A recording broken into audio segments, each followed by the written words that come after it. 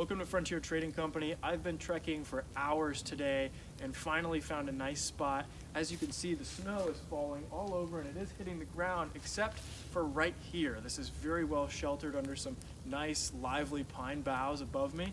So I'm really looking forward to first putting up a shelter. Some of the supplies that I have, first of all, are my bedroll.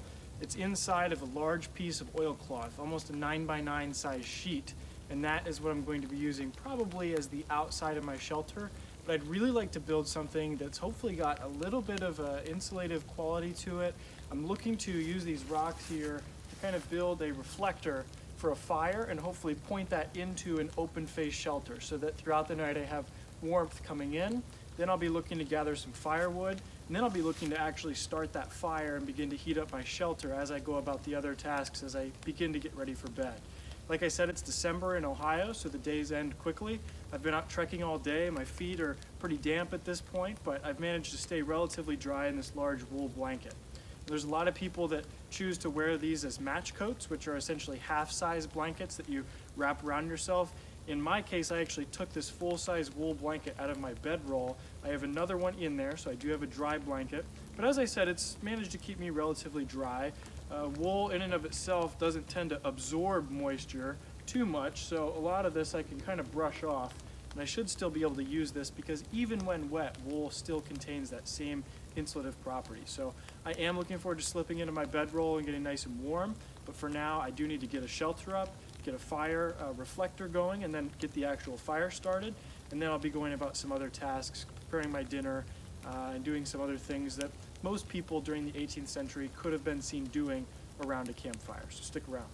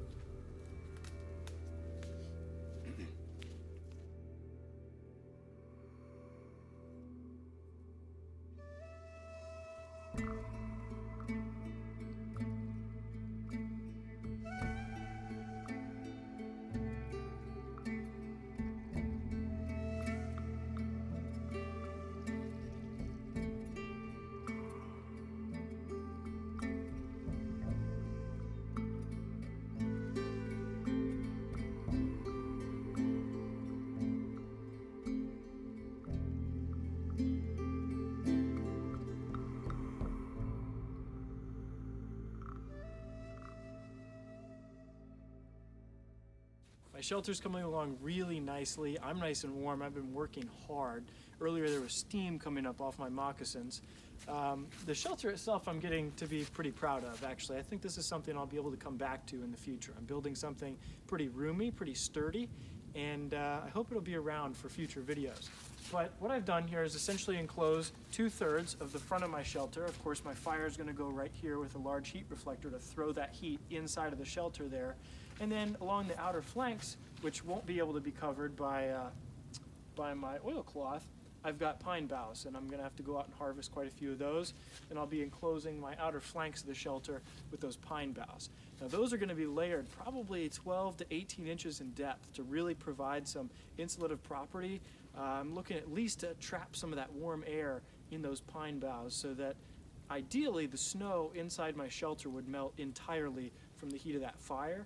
And I would like for snow to be able to collect on the outside of the shelter to provide insulation. Snow is an excellent insulator, so you want it on the outside of your shelter, so you need to provide enough thickness between the inside and the outside that on the inside you can be warm and cozy and dry at a nice comfortable temperature, and on the outside that snow can still land on the outside of your shelter. That is the greatest, I would say, problem that I have with shelters that are simply a plow point tarp in the wintertime, for example, is that you can't quite get that insulative property that is naturally falling from the sky. I have insulation falling all over me right now in the form of snow. So I'm looking to build a thick enough layer of pine boughs all around my shelter, and then I'll be taking my oilcloth and I'll put it around the back of my shelter and fold it up and over, and it'll probably come down to about here in the front of the shelter. The fire will be burning right here, throwing all that heat in, and I'm not too concerned about the pine boughs being close to the fire. In fact, I'm more concerned about the oilcloth being close to the fire. That's pretty combustible. The pine boughs being freshly alive, and like I said, I'd like for snow to be able to collect on the outside of them. Not too concerned that those are going to catch on fire, but I will be very careful, of course, as I go about this shelter. And one more note that I'd like to mention, especially in modern times today, and I believe many frontiersmen of the past probably practiced just basic common sense conservation principles, but as you're out and about, especially in modern times today, especially if you're on private land as I am right now, it's been graciously opened to me to use for this video. You don't want to go harvesting all of your supplies for a shelter or even firewood from one location. You want to spread that out. So as I go out looking for pine boughs, I may go 300 or 400 yards away and drag them back in great piles, starting far, far away and slowly making my way back, maybe taking one small bough from each tree and maybe a big one from every other 5 or 6 trees, so that you really spread out the impact that you're going to have. And of course, you don't want to harvest any branches that have pine cones hanging from them. There's just some basic common sense principles that we'll be using today as I complete my shelter here. So I'm going to go out, I'll harvest some of those pine boughs, and then we'll kind of time lapse the rest of the development of this shelter here, and I'll pick back up with you once I've folded that oilcloth down to that halfway mark and I'm starting to build my fire ring.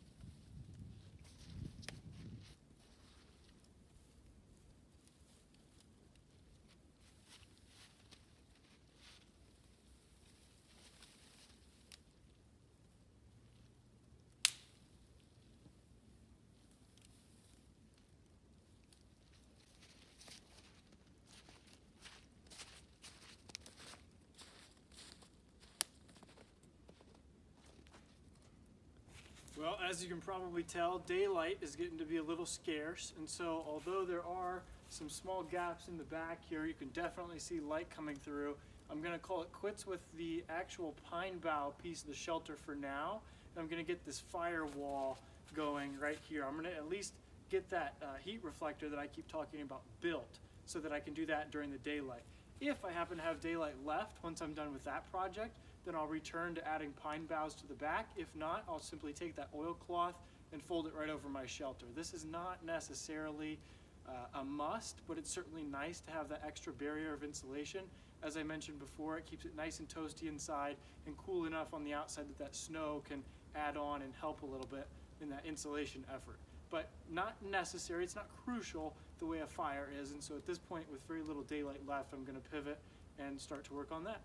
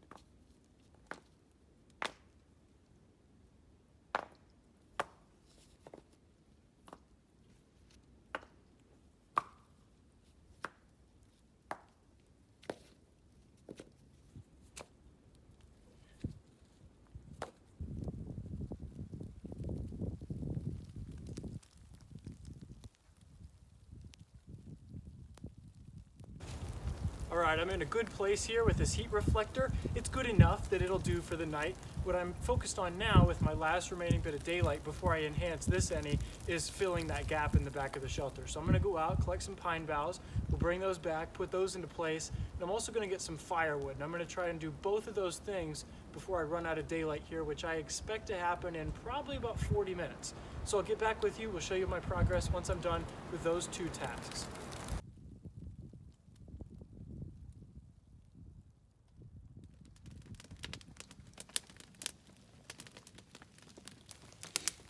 Well, my dream for a productive night in the woods turned into a not so productive night. Ohio weather is strange as it is, but new to me is the temperature rising at night.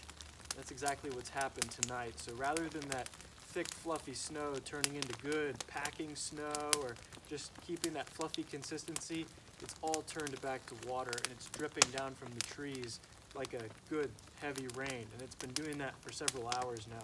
That being said, I've also been working on this fire for several hours now. It took me many attempts with a candle using that solid flame to eventually begin to see water steaming out of the kindling that you have until finally that goes up.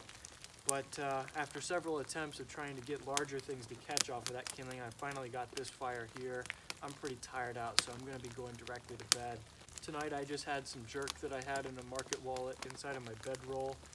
Just a real quick dinner because this has really tired me out running around the woods looking for kindling and all kinds of things for the past couple of hours here as I try to get this fire started. But now that it's going, I do have a nice wood pile inside my shelter here, and I'm planning to pass the night feeding this every once in a while just to keep those coals alive more than anything. This heat reflector is working very well. I'm almost uncomfortably hot here. I'm gonna go ahead and slip into my blanket roll here and get nice and warm, and I'll see you again in the morning.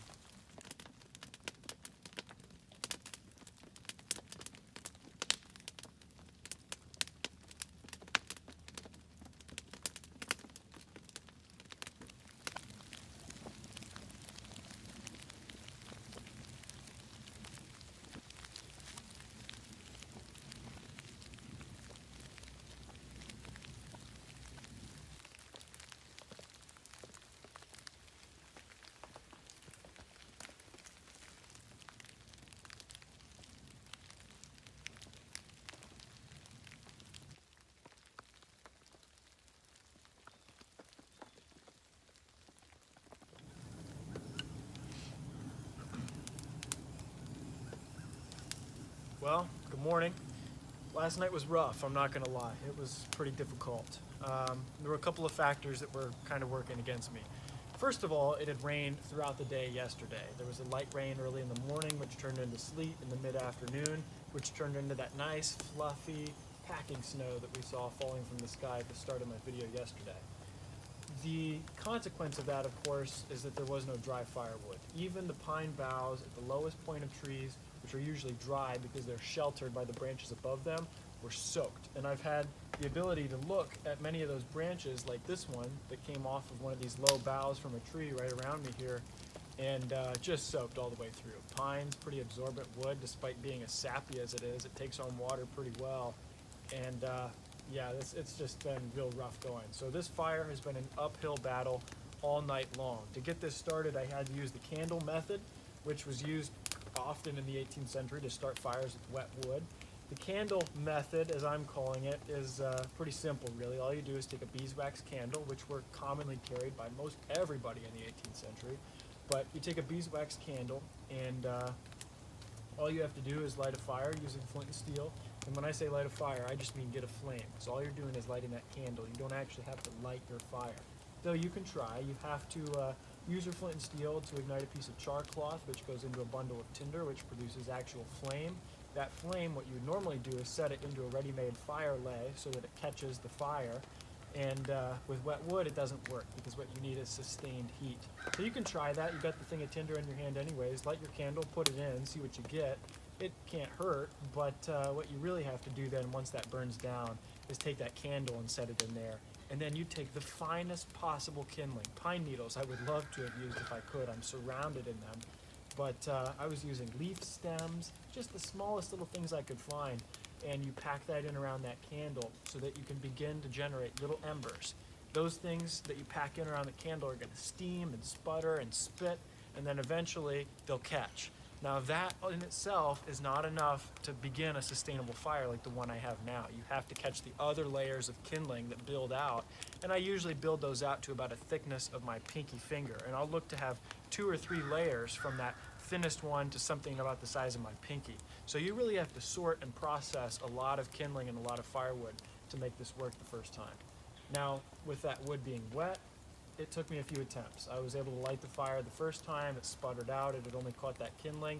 What you're really driving towards is an actual bed of coals, which I now have. I've managed to catch some bigger things on fire. But once you have that bed of coals, you're good to go. As long as your fire lay is built in a way that can easily accept wood. What I've done is build a big bed of coals up along the stones here, and then kind of built a log cabin style lay over top of that bed, and have been able to feed it from above and from below. And so I'm able to take smaller sticks and put them in below, and from above I can set larger ones on top of the fire, and they steam until they catch and fall in. So really not too difficult in theory, but it took me a couple hours to get this fire started, and then throughout the night, because the temperature had gone up, the other compounding factor here is this was a great spot. I was so proud to have found this spot. There was no snow falling here. I had excellent cover. They're all live trees, no widowmakers above my head. And what happened was all that snow that had collected up in the canopy began to rain down in a pretty heavy downpour around midnight. It wasn't actual rain from the sky, but as that temperature began to go up, big clumps of snow began to accumulate up in the canopy, and they would fall and collect other clumps and end up in big snowballs essentially falling from the sky, which every 20 or 30 minutes would land on my shelter here. It sounds like somebody smacking your shelter, and that'll wake you up. So I kept sitting up and thinking, man, what was that? And then in the morning I saw these big clumps falling, and I figured that out. But outside of that is this thin, consistent downpour of little drops coming down out of the trees, and that has just soaked everything. It kept my fire pretty wet throughout the night. I was laying wood on top of it to steam out, and I think in many cases that wood never did catch because the outside of it was just constantly being hit with water. But in any case, I'm warm now, and I managed to stay warm throughout the night, despite the temperature going up and the troubles of the fire. This heat reflector did a lot to send the heat into the shelter. Another thing that I had trouble with overnight was the fact that there was snow and moisture on these pine boughs as I harvested them and built the shelter. And so as that heat was thrown into my shelter, a lot of the snow and water began to drip off of these pine boughs inside the shelter. It's not like I was in there in a downpour, but every couple minutes a drop would fall from somewhere, and it didn't keep me awake or anything like that. In fact, the outside of my bedroll is a piece of oilcloth, so I slept pretty comfortably and remained dry despite that outer shell taking some moisture. But it was not too bad. I probably could have been warmer, but overall this fire really saved me last night. Without fire, I don't know that I could have done it. And it really leads me to have a lot of respect for folks in the 18th century, because given the conditions last night, I don't believe very many people would have made a fire in the first place. It took me hours to get one going. I think most people would have called it quits after one attempt and said, well, time to wrap up in the wool blanket, lean against a tree, dig a hole, make a little fire in there, kind of sit over top of that. There's accounts of frontiersmen doing that throughout 18th century journals and things to stay warm at night. And it's something I hope to do in a future video, so stay tuned for that. But that would have been the resort, I think, for a lot of people. Building a fire like this is what got me through. So I'm very grateful that I was able to get one going. I was kind of musing last night as I built this fire. I was saying out loud, please, Lord, let me have fire.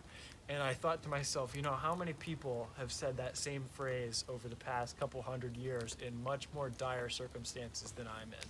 We're fortunate these days to be able to practice these kind of techniques and shelter building and all sorts of things in as 18th century as we can get, but to be able to fall back on modern conveniences when we have to. And I didn't have to do that in this case, but it's good to know that this isn't your whole life staked upon this fire, because if it were the 18th century, boy, I don't know that I would have made it. It was cold last night.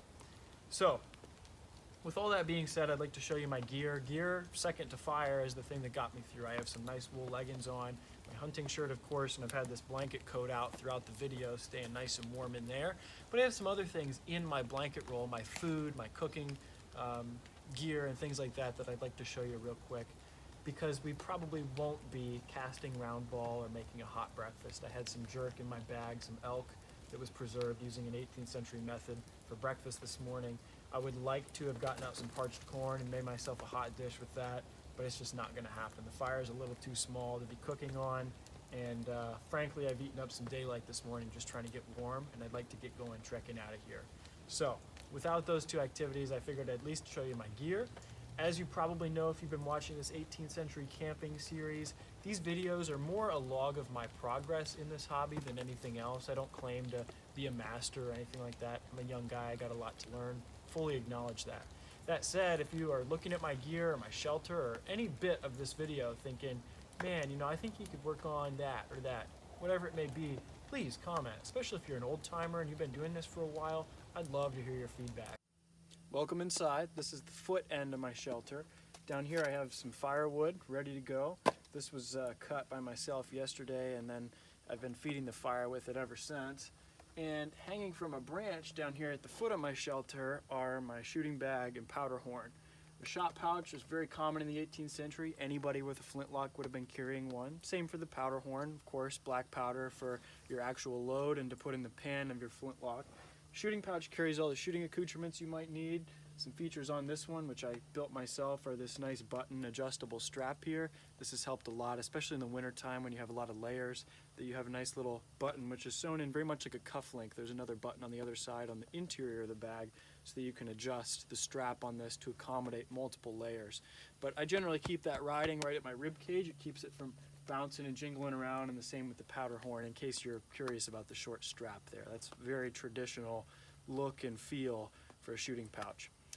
On the other side of my shelter, the head side of the shelter, I don't have many supplies at all. In fact, I had my firewood stacked on the other side, shot pouch and accoutrements, and here I've got just my regular gourd canteen. It's full of water, good clean drinking water I boiled earlier out of a river. And of course with me are my other supplies, and you've seen already my big blanket coat. This is a standard size blanket, and I use a little blanket pin here to keep it closed right at the top. This is a really nice blanket because, well, first of all, it's 100% wool. It's very warm, even when it's wet. And while many people would carry what's called a match coat blanket, essentially a half-size wool blanket to wrap around yourself, I've carried this full one because it gives you a lot of extra room to give you a big hood and big, nice arm sleeves that go all the way down to the wrists, and then it extends all the way down almost to the knee or below if you want, and it just provides so much more warmth. So let me move the camera angle again, and I'll show you the actual gear I have in my bedroll setup. Number one in my actual gear is just this real simple do-rag that I made. This is also wool, black wool. This can be worn under a hat or as a hat, as I've been wearing it, because it's been relatively mild. On top of my bedroll here, I have a few things, different supplies, and market wallets and such. This is normally down inside of this market wallet actually, but since it's out, all that I have in here are just some regular shooting accoutrements that I wouldn't normally carry in my actual shot pouch. Things like my lead mold, I have a lead ingot in there, and some other shooting accoutrements like a mainspring vise that you wouldn't necessarily need to have in day-to-day use. Next, inside my market wallet, and real briefly I'll explain what a market wallet is. It's really just a good piece. This is made of cotton. And it's essentially a large sock cut in the middle with the ends sewn shut on both sides. You can drape it over your hand, you can put it over a pouch that you might be wearing, over a belt, over a ridge line, in a tent. Whatever it is you need to do, they can be draped just about anywhere. So in here I have another market wallet. In this one is some fire starting tinder, which I kept in this nice tin here that has a nice candle area. My tinder, of course, is almost used up. This is a nice piece of denim to use for making char cloth. On the other side of this market wallet, I have a sewing kit, some leather working supplies, the basics. My sewing kit's in here. I have just a little bit of cordage of different sorts and a nice piece of brain tan in there to use for patching moccasins. In this side of my market wallet, I've also got tin cup. This is great for just sipping on some hot cocoa or whatever it is you happen to make over the fire. I've even sipped hot water before in the winter time. I have this nice copper pan. It's hand forged, hand riveted on. Nice brass fixtures there, and of course a stainless interior. You don't want to eat directly off of copper, though many people in the 18th century were unaware of that. And I keep it in this bag here because it tends to get pretty dirty and sooty over the fire. So you slip it into a bag like this one and it keeps that soot from spreading to your other gear. And that bag also doubles as a nice little hot pad to hold that short handle there. And then I also, in that side with some of my other eating accoutrements, have this nice twisted fork. This is really handy, and in fact you can use this side of the fork with the pan like this as a little extender. So it's a real handy little setup I got there. In the other side of my market wallet here, I have this nice boiler. This has a nice bail on it, but it also has this on the side so that you could drink out of it or just handle it easier. And in the same way I could use the fork to support that pan, I can also use the fork to open this if I need to. Inside is some parched corn. This is a great container for it. That's a nice, real nice boiler there. And I don't usually keep that one in a bag. I tend to wipe it off before I slip it back down into the market wallet. I also have a nice vial of salt. This could have been kept in a salt horn. I just haven't picked one of those up yet. And my flint and steel set, which opens there. You can see I have strikers and various flints.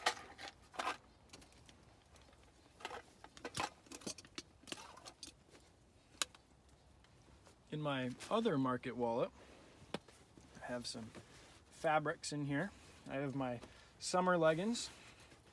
These are lightly fringed, brain tan, real nice material, but relatively lightweight. Probably wouldn't want to wear those around in the winter time, but they are nice for when you're in camp, and so for that reason I've still carried them today.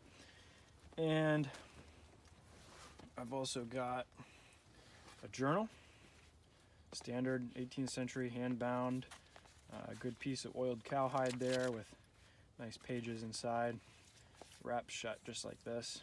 These were used even up and through the Lewis and Clark expedition, actually. We're using journals just like that to record their travels. Got an extra pair of wool socks in here. These are nice and tall socks. You've probably seen me wear them in my other 18th century camping video. And then of course I have an extra pair of moccasins in here as well. And these have their own pair of insoles. So those are 100% dry whenever I go to put them on. Another thing that we haven't really covered today is my tump line. This is a hemp 2-inch strap with some nice jute cording tied onto it. And this is pretty standard. It's something you could have seen in the 18th century. A lot of guys carry ones that are hand woven and a lot longer than this one. This guy gets the job done. It was real simple to make, and it's adjustable because of the way that this cordage is sewn in there. So that's a nice property to this specific tump line, but I use this to wrap my bedroll. Finally, we have my bedroll. It's a piece of oilcloth that's been sewn together at the bottom, and it has ties running up the face of it to keep you from kicking out of it. Sewing it together down there, make sure your feet stay nice and warm, and those ties, of course, make sure that you don't end up with an arm or a leg outside of your blankets or something like that, because that's cold and it's sure to wake you up. Now, for a bed, I actually took 2 sticks that are longer than my body. You can see them poking out here at the head of my bedroll. And I created some cross beams to run down throughout the bedroll across. They were real soft pine, they had a little bit of give to them, and they were nice despite being a little damp. And I can get away with them being a little damp and with having some dampness in my shelter because of the bedroll being covered in this piece of oilcloth. You can see on the oilcloth how most of the time water beads up on the surface of that fabric rather than soaking through, and that's very, very helpful, especially at night when you can't really see where water's coming in. You hear drops coming. It's just an extra sense of security on the outside, knowing that no matter what happens, you will remain dry as long as you stay inside your bedroll. Beyond my bedroll, I have my rifle, commonly called a rifle gun in the 18th century. It's in a blanket case, and it's very easy to carry in this case. The case is relatively form-fitting. It's created based on a picture of an original that comes out of a painting, actually. And all I've done is just tie it there right where the trigger guard meets the piece of wood. And so it's ahead of the lock and at the front of the trigger guard in a place where the tie really can't slip down around the stock of the rifle. so it makes it very easy to carry. Folks probably wouldn't have slept with their rifle in its case, or if they did, they would have had the end of the case open so that they could insert their hand and fire their gun. They want to have a little bit of room in your case to allow the cock to move, and mine does. You could cock and fire this rifle if you had to from the case in an extreme emergency. In any case, if I were to sit up, I'm looking right at my shot pouch and my powder horn. My rifle is directly to my right, which is my dominant hand, so I can reach directly over, sweep it up across my body, and point it out the doorway. And hanging directly above my head is my tomahawk, which I slept with out of its sheath. It's since been put back into its sheath because there is some moisture inside of my shelter. But having that tomahawk above you also gives you one more thing that you can reach up and grab and use to defend yourself if you were to have to in the night. You just want to make sure that that's hanging from someplace sturdy. It wouldn't do you any good to have a tomahawk that comes crashing down onto your head or into your chest in the middle of the night. Not that this is probably going to do a lot of damage, but if that blade were to connect with your head falling from about 3 feet above, it certainly wouldn't be pretty. And so I do have that tomahawk there. Self-defense, also good for processing some firewood. By the late 18th century, the tomahawk and the hatchet had almost become synonymous. People were using them for all sorts of uses. And I know I've certainly put mine through the ringer today and processing wood and things like that. So that's all the gear that I've carried. On my person, I'm wearing wool leggings, moccasins, my hunting shirt. Under that, I have a nice simple undershirt and a waistcoat on.